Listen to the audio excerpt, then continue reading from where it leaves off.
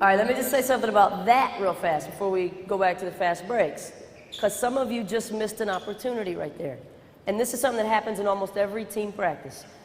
Whenever there's a situation where half the group has to run like that because they lost or a punishment or something like that, if you're one of the guys who doesn't have to run and you're over here just kind of minding your own business or kind of laughing with everybody else, or sometimes in the practice you'll see guys just over on the side getting a drink of water. Sometimes people even sit down.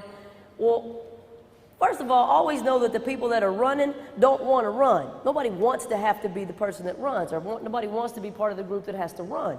So if those guys are running and they look over here and they see you just kind of minding your own business and kind of relaxing and laughing, well, resentment starts to build. It starts to chip away at your team chemistry. It starts to chip away at your team morale.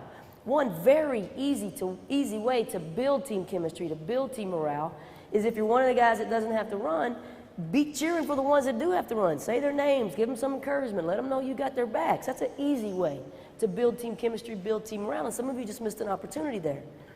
But you guys that did have to run, some of you missed an opportunity too. Because always know that you make a statement about who you are just in the way you do something like that. If you're one of the ones that's kind of bringing up the rear and you're kind of jogging in here real slow and you're one of the last ones to get back in here, don't think that your coaches and your teammates don't notice that. And don't think that they don't start to form an opinion about you based on that. But on the other hand, if you're one of the guys that's sprinting as fast as you can and you're getting back in here as fast as you can, no matter how tired you are, whether you deserve to run or not, whether it was a controversial call and maybe you shouldn't have lost or you shouldn't have tied, but if you're still one of the ones that's sprinting and getting in here as fast as you can, that makes a statement too. People notice that. People start to form an opinion about you. Remember that story about Shane Battier?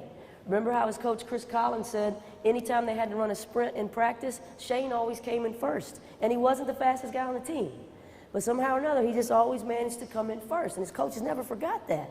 So some of you guys missed an opportunity too. So you're going to have two more chances tonight to be on one side of that fence or the other. Either you're going to be running or not running. So just make sure you don't miss opportunities again.